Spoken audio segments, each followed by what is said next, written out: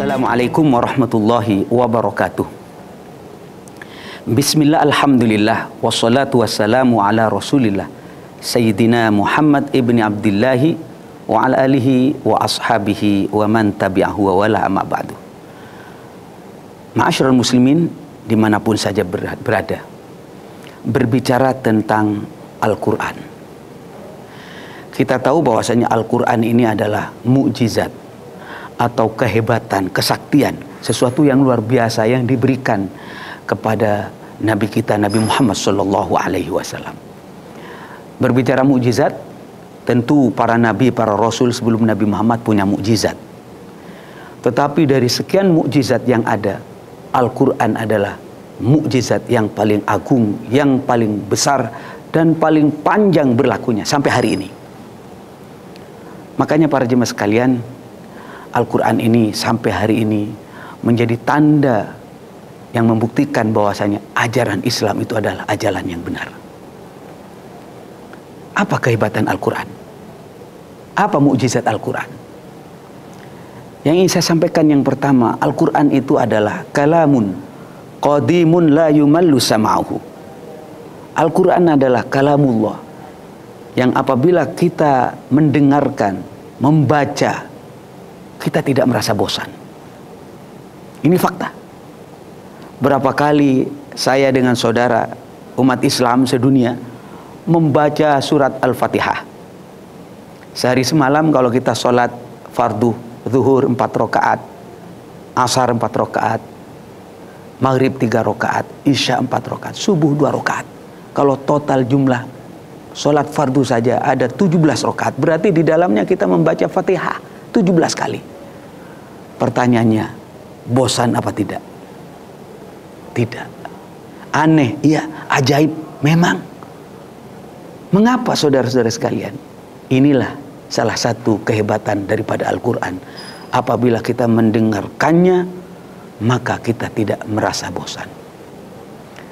Mungkin beda ya dengan lagu-lagu yang mungkin hari ini hit, populer, tapi ya sebulan 2 bulan selesai. Beda dengan Al-Quran. Makanya para jemaah sekalian, ketika kita membaca Al-Quran, fastami'u, dengarkan, simak baik-baik, karena Al-Quran itu akan menjadi obat bagi kita. Yang kedua para jemaah sekalian, Al-Quran itu dijamin keasliannya, kemurniannya sejak turun pertama kepada Nabi Muhammad SAW sampai hari ini dan sampai akhir zaman. Allah Subhanahu wa taala menyampaikan, inna nahnu nazzalna dzikra wa inna lahu lahafizun. Inna nahnu nazzalna dzikra, sesungguhnya aku yang menurunkan Al-Quran dan aku yang akan menjaga kebenaran, kemurnian, keaslian Al-Quran sampai akhir zaman. Kalau kitab-kitab yang lain, Allah menurunkan kitab Injil, kitab Taurat, kitab Zabur, ya, tapi tidak dijamin seperti halnya Al-Quran. Maka kalau ada tahrif, upaya-upaya untuk merubah, kalau Al-Quran akan gagal. Kalau Al-Quran ada upaya untuk merubah, karena mungkin hari ini lebih mudah ya dengan aplikasi Al-Quran dan sebagainya, dirubah hurufnya, ditambah atau dikurangi, saya katakan pasti akan ketahuan. Secara langsung dijaga sama Allah. Tetapi mekanisme di bumi, Allah Subhanahu wa taala mengirimkan para hafidh-hafidhah yang bertebaran di seluruh dunia untuk menjaga keaslian dan kemurnian Al-Quran. Subhanallah. Makanya para jemaah sekalian, kita jangan merasa heran dengan kehebatan Al-Quran ini.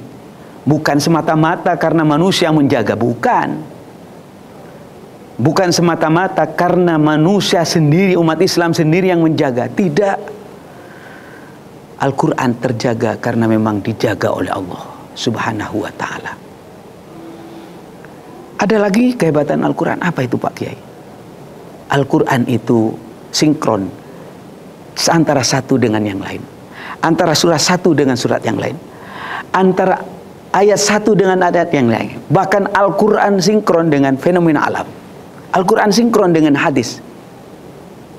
Beda, mohon maaf, beda kalau saya sebutkan buku atau undang-undang, kitab apapun, maka satu ayat dengan ayat yang lain, satu halaman dengan halaman yang suka nggak berbeda, suka kontradiktif, tidak sama.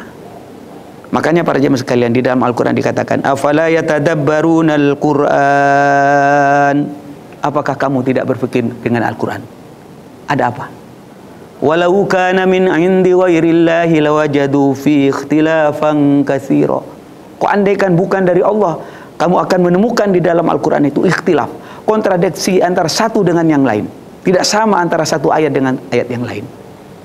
Maka para jemaah sekalian, di saat kita melihat fenomena alam, saya pernah melihat sebuah lautan, di mana lautan itu di sini kan asin, di sini tawar. Saya lihat tidak menyatu, tidak bercampur, seakan-akan ada dinding. Ini fenomena alam, iya, aneh, ya. Tapi ternyata 1400 tahun yang lalu Al-Quran sudah berani mengatakan marajal bahraini yaltaqiyan.